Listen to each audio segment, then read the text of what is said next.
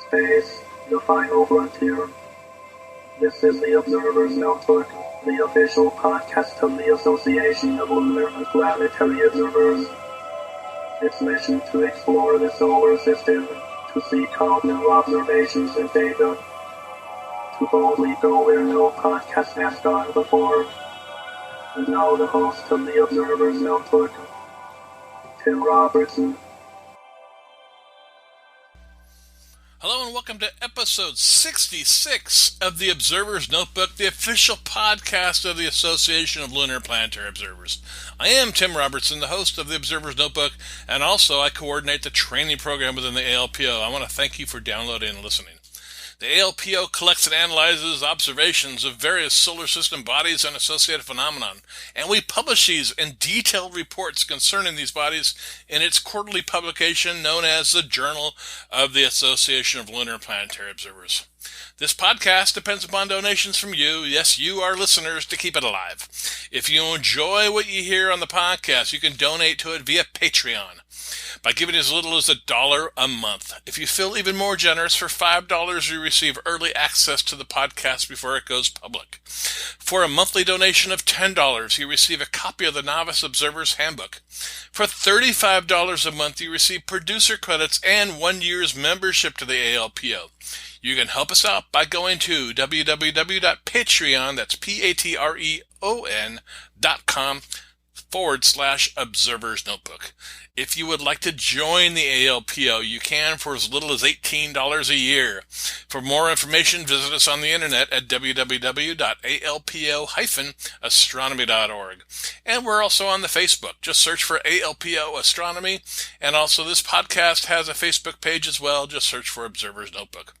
If you enjoy what you hear on the podcast, please subscribe. That way you'll never miss another episode of the podcast. Tell your friends, tell everybody. We want everybody to listen. And now, this special edition of the Observer's Notebook where we have a member profile of our own, Mike Reynolds.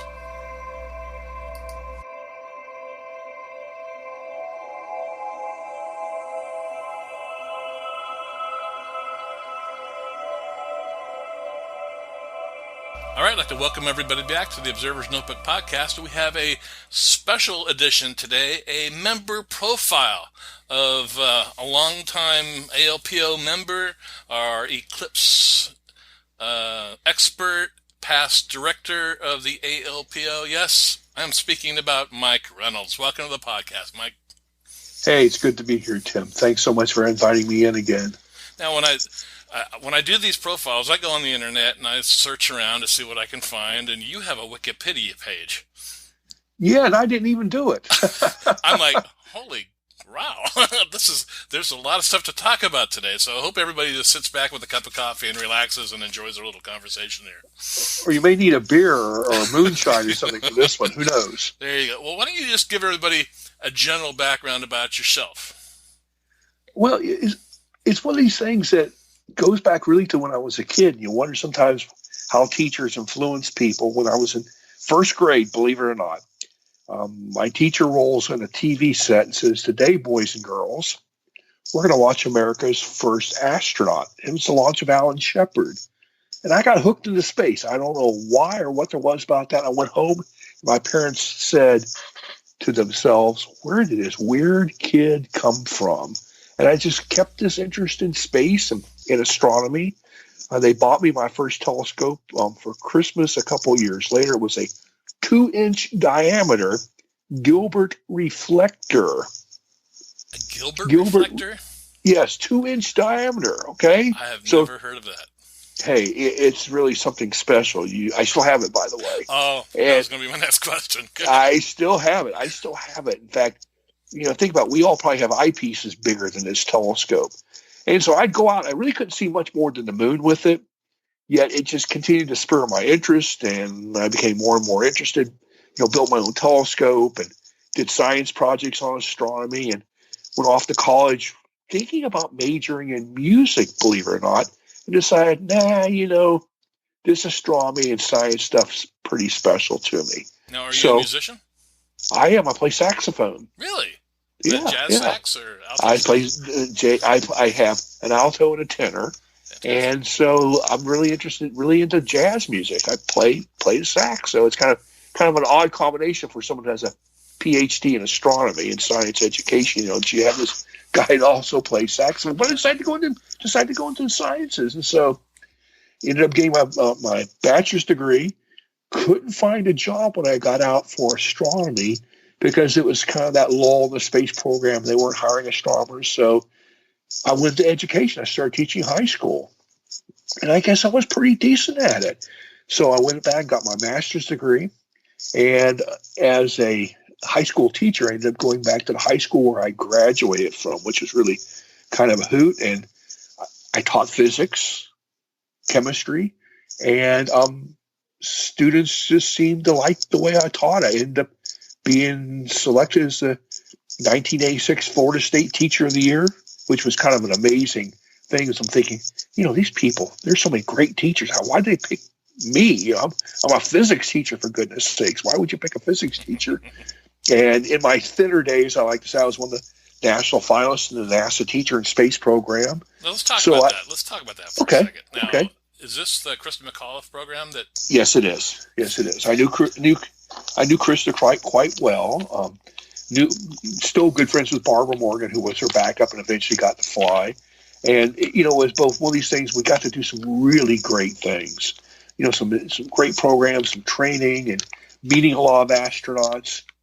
And I was at the Cape when Challenger exploded. It was very, very, very difficult. Very, very. It's still, even to today, Tim, you know, when I think about Challenger and the Challenger accident, when the anniversary rolls around, it's still very, very hard on me. Because, you know, I stood there, I knew Dick Scobie, I met Mike Smith, Judy Resnick, and my wife and I got to be very, very good friends with Bruce Hughes, who was, Bruce Jarvis, whose son Greg was killed aboard Challenger. So, you know, it's one of these things that was just it's still very difficult for me. You know, I go to launches, I hold my breath when it's a manned launch until, like with the shuttle, the SRBs go away. But even with like Columbia, that accidents could still happen. So yeah, I worked the shuttle program for a while, and it's right around the time of Challenger and through Columbia, and it was, you take ownership of them.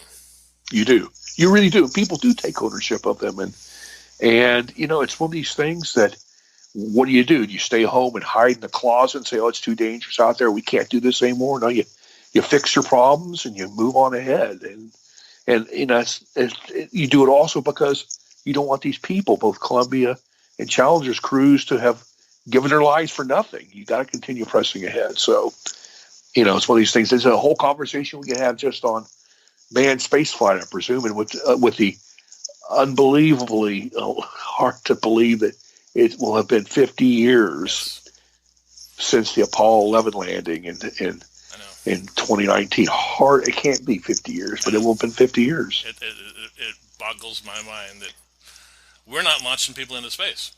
No, we're not. It boggles my mind too. Yeah, I think the shuttle probably needed to be retired, but we needed to have something that we could have put right into its place, and so you know, that's a disappointment to me. Well, Elon Musk to the rescue.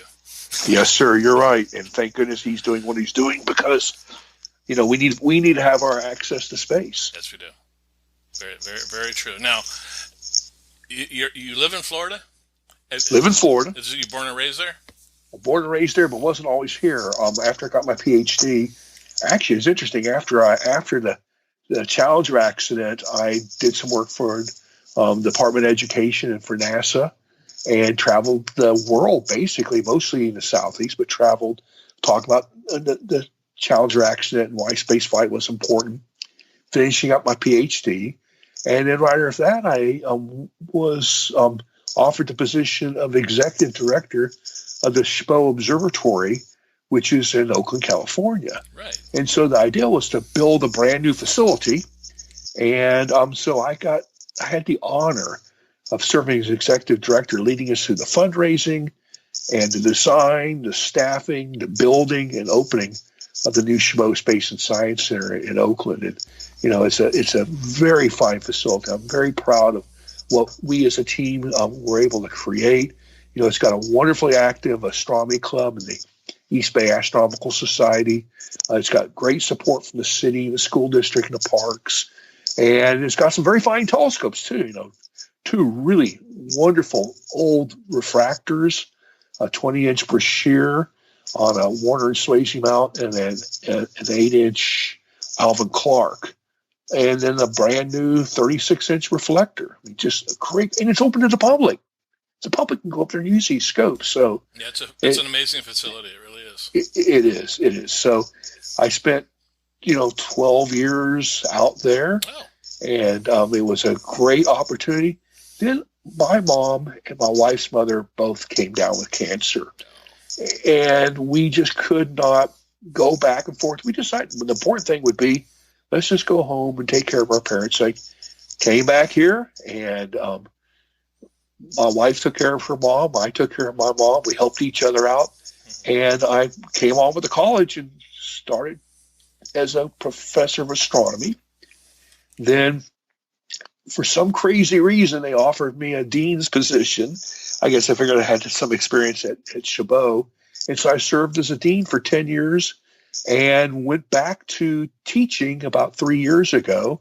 And I'll wrap up my career this year in 2019. So retire from the college and go on to do some other things like build an observatory at my home, that sort of thing. So there you go. I'm very, very excited about the Can future. I ask how old you are? I am 64, will be 65 in March of 2019. So you're a couple years older than me. yeah, we're still youngsters, right? That's what we are. tell We each want to other. retire young. I plan on retiring this year too. So it's that's a good plan. I want retire young enough where I say we're going to build an observatory here in our home, and I want to. There's just things I want to do. My wife and I want to do some more traveling. Not that we don't do much traveling for eclipses, which we do, but we want to be able to drive around the United States and see our kids and grandkids and all those sorts of things that you work hard your life to retire for. Right. Now, one of your astronomical interests is meteorites. That's true. And how did that come about? Well, that's another one of these wonderful stories. When I was in third grade, we went to the Jacksonville Children's Museum, and it was one of these places. It's a old museum with a lot of stuffed animals and dioramas and that sort of thing. They had a small Spitz A1 planetarium projector.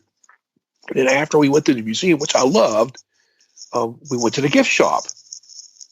My mom and dad had given me a quarter for my milk money, for those of us who remember the days of milk money.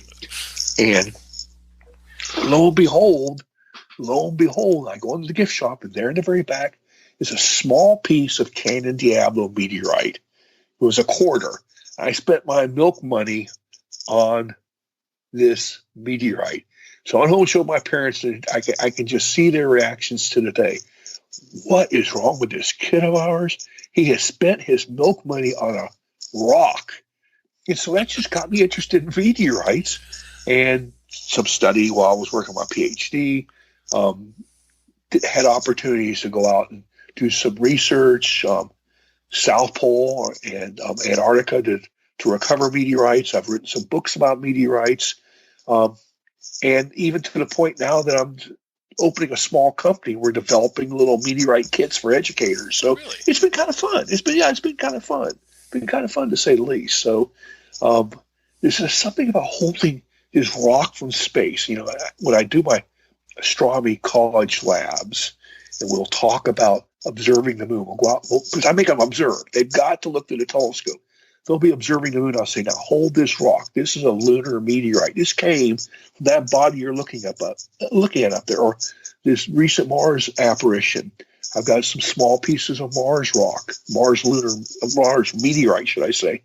And so, I'll put that in their hand and say, you're looking at Mars to the telescope. That's a piece of Mars. And it's kind of amazing. 18, 19-year-olds, they don't want to indicate they're really interested. Right. But you can just tell that they're like, wow, I'm really, this is cool stuff, Dr. Mike. This is really pretty cool. Yeah. It is real. That's why, when we teach astronomy, when I teach astronomy, it's so important to get these kids out looking through the telescopes. I can show them tons of Hubble pictures or pictures I've taken or others have taken, but they got to have those photons hit their own eyes. And that's where they just kind of like go bonkers over it. Right. The first time a kid sees Saturn through a telescope. Oh, yeah. They want to look at the other end to see where the slide is or something. That's exactly. Tim, you're absolutely right. It's amazing. You say, okay, this has got to be fake. There can't be Saturn. It just can't be. They do. They go look in the front of the telescope, see if you have a little globe of Saturn hanging there. That's true. Now, you're obviously passionate about astronomy, and being the same age, we grew up in the 60s. We grew up with manned space flight and Walter Cronkite and Wally Schirra, and I can, because I'm exactly the same way you are with this. I can hear it in your voice. And what else do you think affected you besides that? I mean, my dad worked for NASA, so I had an in there too. You had a great in. My parents were not science or space oriented, but they supported everything I wanted to do when it came to astronomy and space. I can remember I went down to the Cape for the launch of Apollo 11 with a friend and his grandfather. It was just fantastic to be there. 10 miles away, across the Banana River, but to watch the launch of Apollo 11. So my parents always supported things like that. When I was 16, they allowed me to drive to my first total solar eclipse. It wasn't far away, but they allowed a 16-year-old put his telescope and a friend in the car and drive it up to this eclipse. So my parents were always very, very supportive. I will tell you kind of a funny story. I didn't know this until literally my mom was on her deathbed, and she said, Mike, I got something I got to admit. I thought, oh my God, what's my mother going to tell me now? She's on her deathbed. She's going to tell me some, crazy family secret. She and my dad used to call me their space cadet when I was a kid. And I just thought it was a great story. I loved it that my parents called me their space cadet. And she didn't tell me that until she was literally on her deathbed. So I wear that banner with pride, their space cadet. Good. I like that. Now, in going through your wiki page, I saw something about you're president of the Antique Telescope Society. Yeah, I was. I'm not any longer. But yeah, I'm really interested. I think that was partially stoked by my work at Chabot, the curation and restoration of antique telescopes. I have a couple myself, and I just 2-inch reflector.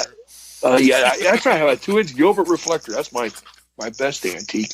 But I appreciate the men and women who have dedicated their life to making sure these telescopes aren't just put in the dumpster, that they're preserved, that it's like a heritage. These older telescopes are often just works of art. They're just incredible. They're not too bad optically either. Looking through the Alvin Clark at Chabot, that telescope gives you amazing images, especially of the planets. So I've always had a great interest in that, but especially I think my work at Chabot is what really fueled it, since we were, dealing with, truly wonderful antique instruments. Is there a particular person or event that first really sparked your interest in astronomy? It sounded like you had it early on, but what? Yeah, I'd say there's a combination of three things. One was Alan Shepard and John Glenn. Second would have been buying that little meteorite at the museum. And probably the third, which made me so passionate about eclipses, was seeing my first total solar eclipse in Waycross, Georgia, in the middle of a cow pasture on March 7th, 1970. So I think those three things are kind of, if you talk about pivotal things. Also, this is crazy, but I was very fortunate. My very first meteor shower was the 66 Leonid storm. Oh, my goodness. I got up, and my parents were reading the newspapers. That's what they did that day at breakfast. And my mom or dad, I forget which one, said, hey, there's a meteor shower tomorrow morning. And I said, can I get up and watch it? They said, absolutely. I was 12 years old. So I got a chance to get up and see this shower. And yeah, I probably had, 1,200, 1,500, 10,000 meteors an hour. But I thought, well, they've got to be all like this, all meteor showers got to be like, well, they're not quite, but I was very fortunate. That was my first meteor shower was the 66 Leonids. Wow. So you've had some milestone events that really, I have. That really sparked your interest in the hobby. I have, and I've been very, very fortunate. Your career. Absolutely. You've been lucky enough to make it your career. Absolutely. What, if you had a choice of anything, what would be your dream telescope? Oh, my dream telescope. Well, since I really am a solar system guy, a really, really good quality apochromatic refractor. Because having reviewed telescopes for Astronomy magazine, because I love planetary work, lunar work, a really good ALPO would be my dream scope. I know it may sound a little strange considering you can get bigger and better, but for what I like to do, a good refractor. Yeah, I'm a refractor guy. I completely agree with you. Yeah. There's just something about the focus that you can achieve with a good ALPO. When I go to eclipses, the only thing I take with me now is usually an 80 millimeter Explorer scientific ALPO, because I get such good focus and good color because it's an ALPO with that little refractor that my photos are just spot on. Focus, of course, is important, but man, just getting that great focus that you get with an ALPO, that makes all the difference in the world to me.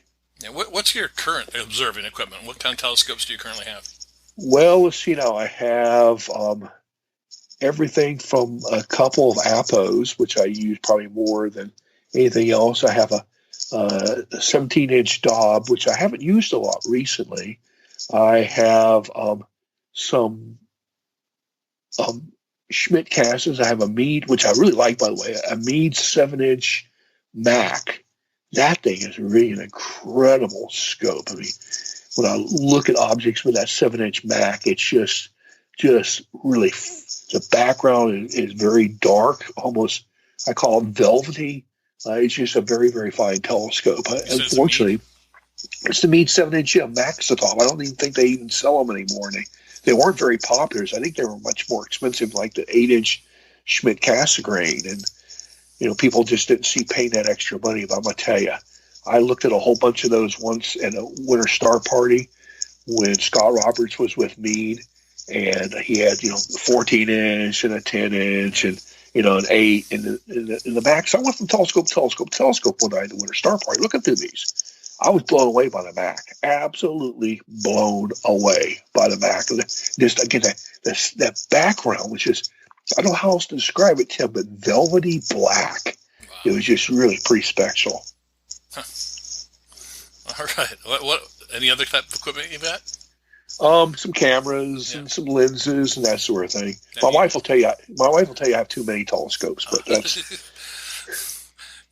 yeah, I hear that. Now, astrophotography, you do much of that? Yeah, I do a fair amount. Mostly I focus, no pun intended, I focus on, eclipses, and I love doing, again, planetary and lunar photography. I think there's a lot of challenges to doing really good lunar imaging. I've done some deep sky. I know people do great deep sky. I probably don't have the patience to do it like my friends who do deep sky. I know how many hours they put in on just manipulating. I don't mean that in a negative way, but working the image after they take it, or stacking and all that. I don't have the patience that they have. They end up with some beautiful work, and I can't touch it. So yeah, that's what I love about this hobby, though. I mean, there's so many different avenues you can go down to be considered an amateur or professional astronomer, and it's not like you just do one type of thing. You can do eclipses and everything else. It's right.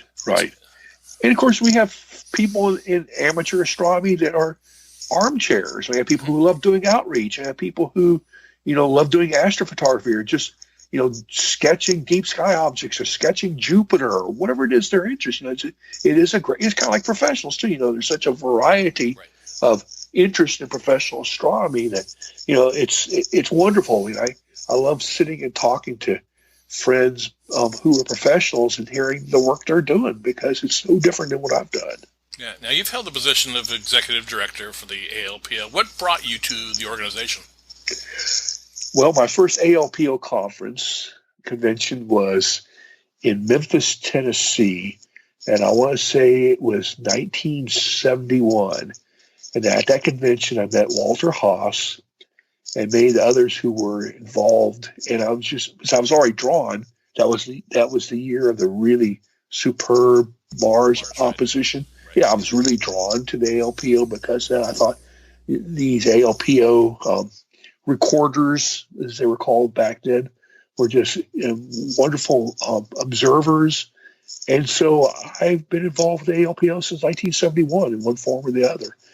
And it's one because my interest being eclipses and lunar and cratering and all that sort of thing, it just seemed to be a natural for me. And I remember when our good late friend Don Parker called me in the 1990s. I was at Chabot, and he called and he said, "We'd like you to consider coming on the board."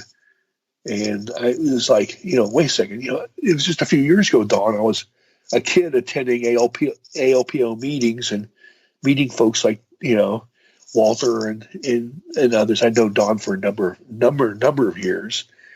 And so next thing I knew, for some crazy reason, they decided they wanted me on the board. And Don Parker I've been on the board. You have to say yes. Yeah. Don will not. Yeah, Don will not let you forget it. He will take no. No, it's not in Don's vocabulary. Yeah. Wow. Now, what have you seen as changes in the organization over all these years and having the position of executive director? Well, I think that one change is, we're having to do things a little different. Like, for example, your podcast, the online presence. If you think about even 20, 25 years ago, there wasn't as much of the online stuff as we see today. And so I think ALPO's had to look at how do they help serve their membership. It's caused, I think, all organizations to take a look at, what do you do to be an active part of your community? So I think that's a major change.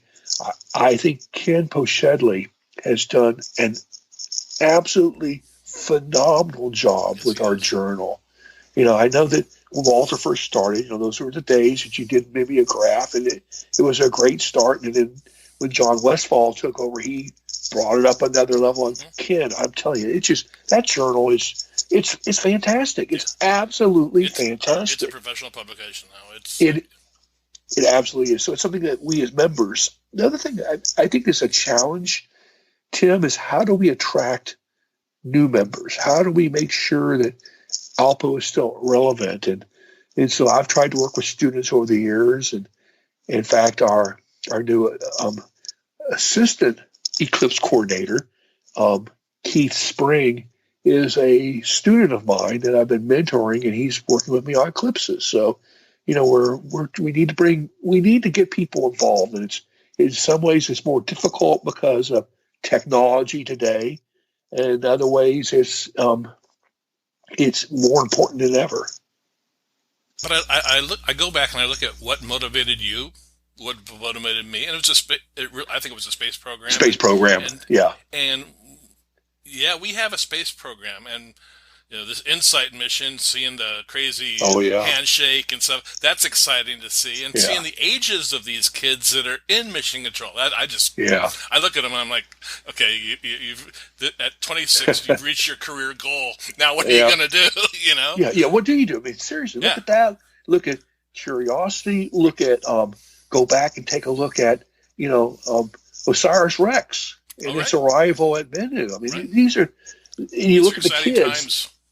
Oh, it is. And I'm going to say that some people will probably disagree with me on this, but I think that Elon Musk's launch of a Tesla aboard Falcon Heavy, seeing this red Tesla in space, I've heard kids say that was just phenomenal. And I know people say, well, what a waste of money and this and that, but hey, he owns it, so I worked for NASA for 20 years, and that's one of the coolest things I ever saw. I agree. I agree. We used to launch dummy payloads, and they were blocks of concrete. So There he you launches go. a Tesla. I think it's great. It is wonderful. I think it's great. Yeah. And I think that's captured the imagination of kids. And, part of it, too, is making sure that we let kids know that this is for everybody. It used to be, and you and I understand this, Tim, you think back to the 60s, science and space was, I'm just going to be honest here, kind of a white man's thing. And that's changing.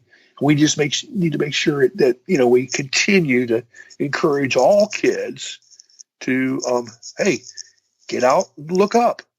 That's right. That's very true. Yeah. All right. In this member profile, I have a series of questions I ask everybody. Okay. And not all of them are astronomy related. Some are kind of goofy. So bear with me on these. But, let's have some fun, okay? Okay. Sounds good. All right. On a scale of 1 to 10, Mike, how weird are you?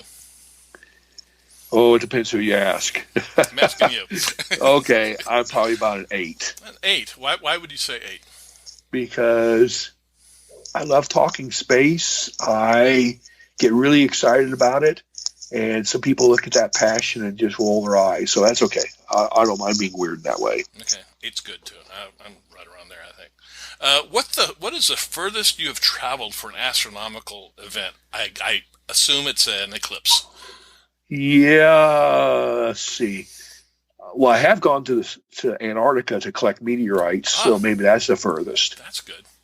Yeah, that's not too bad, is it? Yeah. Now, you go out there with a metal detector and go hunting? Well, actually, it's easier than that. You walk along the glacier and you find a rock. Yeah. Seriously. Shouldn't be there. Shouldn't be there. That's right. Wow. Antarctica. I like that. Okay. What's your go-to order at your hometown favorite restaurant? Oh, boy. Let's see here. I love good fried chicken. That's probably why I need to lose more weight. I love good fried chicken. From where? We used to have a restaurant called The Homestead. And, man, they made some fine fried chicken. There's a lot of the good chicken places, too. Place here in Northeast Florida has chicken and waffles, and man, just good stuff. I have never had chicken. It's not a thing here in California. Yeah, I live in California. Out here. Yeah, that's true. I've been there. I've had tofu and chicken out there, and it's not fried either. So no, I can't do that. No, that's not good. What's your most memorable astronomical event? Oh my gosh, there's so many to choose from. My most memorable. It's got to be a total solar eclipse. And I'm trying to think of one in particular. Yeah, February 26, 1979, we were north of Winnipeg, and there was a slight, very light, high cloud cover. You can still see the eclipse fine. But when that shadow came across the sky, because the way it moved, you could see it moving across the clouds, as well as photograph it moving across the clouds, I ducked. I literally ducked because I thought the shadow was going to hit me. In February in Winnipeg, that could be kind of cold. Yeah, when we flew out of Florida, it was 80 degrees. We arrived in Winnipeg, it was 30 below. So, yeah, tell me about it. Hey, you love eclipses. Yes, sir. I'll chase them to the ends of the earth. Yeah. Are there any books or tools that helped you on your journey in astronomy?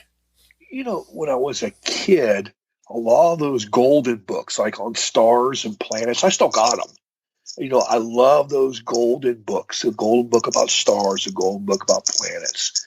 I just love those books. And, I probably worn the pages down so much that my parents probably thought about getting the little space cadet and another copy of it. But, they really encourage, I read through these things and read about what people are doing and that sort of thing. And then, of course, maybe a few years after that, I remember getting my first couple copies of Sky and Telescope.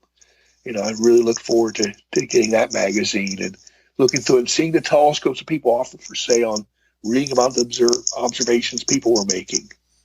I like that. If you were stranded on a dark site, deserted island, what telescope would you want? An ALPO. That ALPO? Yes, sir. I figure, what the heck? Yeah, I could have a big old 100-inch or 200-inch or whatever, but the ability to swing that apple around, good focus, that'd be what I go for. Great. If you're stranded on a dark site, deserted island, what kind of music would you want? I like jazz. Do you? Yeah, I do. I like jazz. Anybody in particular? Oh, geez. There's just too many. Anything that has saxophone in it. Since I play sax, that's right. it would be, that's my thing. I also like I like a variety of music, quite frankly. I'm not really big in the country, which my wife is, and so I end up listening to some of that. But I like music, period. Yeah. Do you play in a band at all, or? Basically back to college, and that's it. Okay. We'll jam every once in a while around here, but not as much as I'd like to. Maybe once I retire, I'll be playing more music in the Spheres or something like that. Ooh, there you go. What advice would you give the 12-year-old you on life?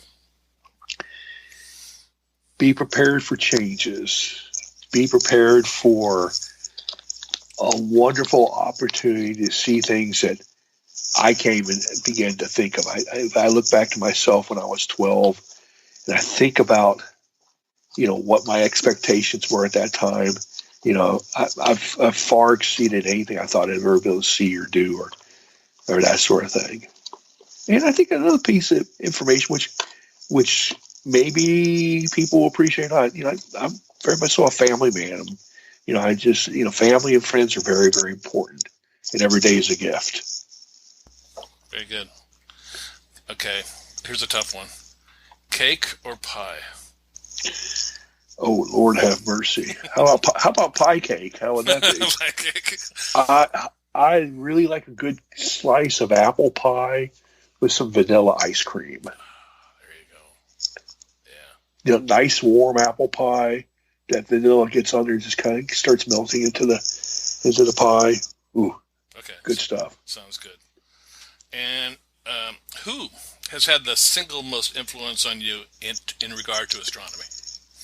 Well, if I had to really think about that, I'd have to think back to my college days with two absolutely fantastic astronomy and physics professors I had at the University of North Florida, Jack Humphreys and Jay Hebner. Jay and I are still very, very good friends. In fact, we do breakfast about once every other month. Oh, wow. He's obviously very, very much so up in years, but they had such an influence. Their enthusiasm for physics and astronomy were just phenomenal. And those two guys really, I think, professionally helped shape my interest. I had a very good friend here in Jacksonville who co-authored Observe Eclipses with me, Richard Sweetser. Richard passed away with cancer at the age of 50. And he also had a huge influence in my interest in observing and teaching me how to observe and that sort of thing. He was about 10 years older than I was. And so, these are folks I think about all the time that had that type of influence on me. That's wonderful. You've mentioned some books that you've written. What books have you written? Well, co-authored Observe Eclipses with Richard, and wrote the book Falling Stars. There's two editions of that. It's a book about meteorites and meteors.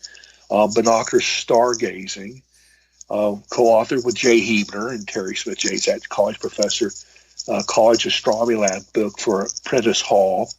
And just recently with my good friend Michael Bakich of Astronomy Magazine, he and I co-authored an astronomy lab book for Morton Publishing. They do specifically and only lab books, and this is a lab book that was designed mostly for community college professors. Oh. But we've actually had a few university types adopt the book. So that's my latest. I'm like I say, working on some other manuscripts, maybe even done a book on meteorites, and kind of help get a couple little ALPO projects off the ground. Oh, fantastic.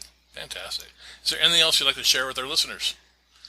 Just keep doing what you're doing, and spread the word. Let's get more people involved in the ALPO. And as I like to say, my good friend, the late Jack Horkheimer, used to say, keep looking up. Very good. Mike, well, I want to thank you for coming on the podcast today.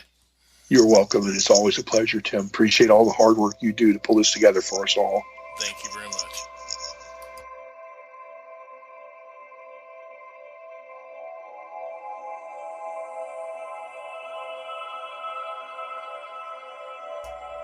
Well, that'll do it for this episode of the Observer's Notebook podcast. Again, I want to thank Mike Reynolds for coming on, chatting about his life and his love for astronomy. He really is passionate about it. We upload new episodes of the Observer's Notebook every few weeks. You can subscribe to us on iTunes. If you do, please rate and review us. I really appreciate it. You can also listen to us now on iHeartRadio, Soundcloud, Spreaker, Google Play, Stitcher, Amazon, Echo. Yeah, that little tubular thing in your house that listens to every word you say. You can hear us there as well. You can help support the podcast by donating to it via Patreon by giving as little as $35 a month. You receive 1 year's membership to the ALPO and producer credits on the podcast. And with that, I really want to thank the producer of this podcast, Steve Siedentop, for his generous support of the Observer's Notebook.